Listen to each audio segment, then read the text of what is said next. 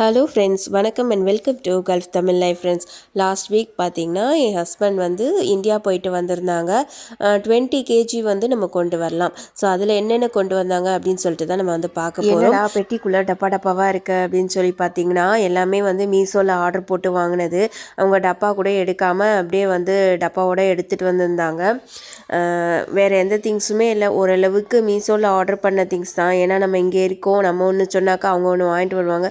So மீஷோவில் order போட்டாக்கா ஒன்றும் பிரச்சனையே இல்லை அப்படின்னு நினச்சி மீஷோலேயே ஆர்டர் போட்டாக்கா அதில் என்ன ஆச்சுன்னா, மீஷோவில் வந்து அமேசான் கூட பரவாயில்லைங்க, மீஷோ வந்து நம்ம நினச்சது ஒன்று நடந்தது ஒன்றுன்ற மாதிரி ஆயிடுச்சு.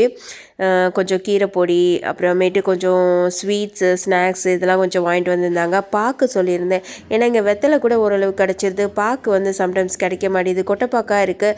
அதுவும் சம்டைம்ஸ் வந்து ஃபங்க்ஷன், அதாவது செலிப்ரேஷன் ஃபெஸ்டிவல் அன்றைக்கி வாங்குகிறோமா, அது வந்து மோஸ்ட்லி தீர்ந்து போயிடுது. அதனால் பாக்கு இந்த மாதிரி கொஞ்சம் பிஸ்கட் ஸ்நாக்ஸ் தான் கொஞ்சம் இருந்தது. அடுத்து நம்ம வந்து முக்கியமாக வந்து மீஷோவில் என்னென்ன ஆர்டர் போட்டோம், நான் என்ன நினச்சி போட்டிருந்தேன், அது என்ன கிடச்சிது அப்படின்னு சொல்லிட்டு தான் நம்ம இந்த வீடியோவில் வந்து நம்ம பார்க்க போகிறோம்.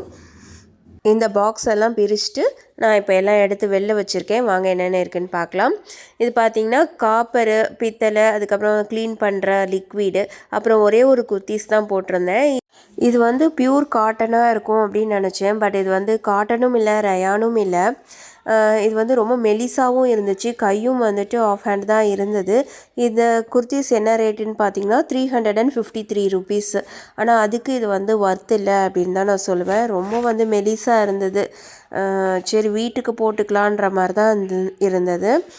இது லோ நெக்குக்காக போடுவோம் இல்லைங்களா, இது வந்து 3 பீஸ் கிடச்சிது, ஒயிட்டு சாண்டிலு பிளாக்கு. இது 129 ருபீஸ். இது அடுத்து பார்த்திங்கன்னா என் பையன் சோடா உடைக்கிறது வேணும் அப்படின்னு சொல்லியிருந்தான், அது ஒன்று. அப்புறம் இந்த சோப்பு, டேன் சோப் வாங்கியிருந்தேன், நல்லா வாசமாக நல்லா இருந்தது. இந்த சோப்பு எவ்வளோன்னு பார்த்தீங்கன்னா 232.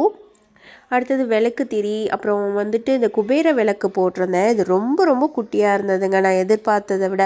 189 ருபீஸ். இது வந்து நம்ம இன்னும் டேரெக்டாக நம்ம கடையில் போய் வாங்கியிருந்தா இதை விட நல்லா அழகாக பெருசாக சூப்பராக வாங்கியிருக்கலாம் இதே ரேட்டுக்கு. பட் இது வந்து ரொம்ப டூ மச் அப்படி தான் சொல்லுவேன். இது பார்த்திங்கன்னா கம்ப்யூட்டர் சாம்பிராணி ஏற்றுற மாதிரி.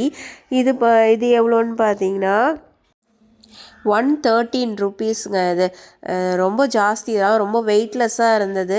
வீட்டில் எல்லாருமே வந்துட்டு இந்த பூஜா ஐட்டம்ஸ்லாம் பார்த்துட்டு என்னை ரொம்ப வந்து திட்டினாங்க, என்ன இவ்வளோ மெலிசாக இருக்குது, வெயிட்லெஸ்ஸாக இருக்குது அப்படின்னு சொல்லிட்டு. எல்லாமே வந்துட்டு அதில் பார்க்கும்போது ரொம்ப அழகாக இருந்தது. இது வந்து ஆத்ம விளக்கு அப்படின்னு சொல்லிட்டு இது ஒரு விளக்கு. இது எவ்வளோன்னு பார்த்தீங்கன்னா 244 ருபீஸுங்க. அந்த 2 குட்டி விளக்கு நான் எதிர்பார்த்ததை விட ரொம்ப குட்டியாக இருந்தது. பட் இது வந்து நடுவில் வேறு கொஞ்சம் கேப் இருந்த மாதிரி இருந்தது, எண்ணெய் லீக் ஆகுமான்னு தெரியல. அடுத்தது இந்த தட்டும் நான் கொஞ்சம் பெரிய சைஸாக எதிர்பார்த்தேன், ரொம்ப குட்டியாக இருந்தது அந்த தட்டு. அது எவ்வளோன்னு பார்த்தீங்கன்னா 3 தட்டு இருந்துச்சு, 199 ருபீஸ் அந்த தட்டு. இது வந்து சாமிக்கு பிரசாதம் வைக்கலாம், பொங்கல், கேசரி, பாயாசம் அந்த மாதிரி. இது வந்து 4 கிண்ணம் வந்து இருந்தது. 4 கிண்ணம் வந்துட்டு 231 ருபீஸ். இந்த தட்டு வந்து 9 இன்ச்சுன்னு போட்டிருந்தாங்க, ஆனால் 7.5 இன்ச்சு தான் இருந்தது. இது வந்து 199 ருபீஸு. எதிர்பார்த்தவள எல்லாமே வந்து ரொம்ப சின்ன சைஸாக இருந்தது. ஆனால் வந்து மற்ற பொருள் வராமல் கொஞ்சம் ஏமாறாமல் எல்லாமே கிடச்சிது. பட் எல்லாமே வந்து குட்டியாக இருந்தது. அப்புறம் இது மண் அகல் விளக்கு கொஞ்சம் வாங்கியிருந்தேன். இது பார்த்திங்கன்னா எவ்வளோ, இது வந்து 186 ருபீஸுங்க. 21 பீஸ் இருந்தது. இது ஒன்றே மட்டும் தான் கிராக்காக இருந்தது. பாதி விளக்கு ஊர்லேயே வச்சுட்டு வர சொல்லிட்டேன். கொஞ்சம் தான் எடுத்துகிட்டு வந்தாங்க, 30 பீஸில் 15 பீஸ் வந்து எடுத்துகிட்டு வந்திருந்தாங்க. இது வந்து இந்த மண்ணெல்லாம் வந்து போயிடும் அப்படின்னு தான் நினைக்கிறேன், மேலாக இருந்தது இந்த கலரெல்லாம். அடுத்து பார்த்திங்கன்னா பசங்களுக்கு கொஞ்சம் புக்ஸ் வந்து போட்டிருந்தேன். இந்த புக்ஸ் எல்லாம் கொஞ்சம் ஓகே தான், நல்லா இருந்தது. பட் இந்த பூஜா ஐட்டம்ஸில் தான் கொஞ்சம் ஏமாந்த மாதிரி ஒரு ஃபீலிங்காக இருந்தது. இந்த பூஜா ஐட்டம்ஸ்க்கு மட்டுமே நான் வந்துட்டு 1600 வந்து நான் செலவு பண்ணியிருப்பேன்.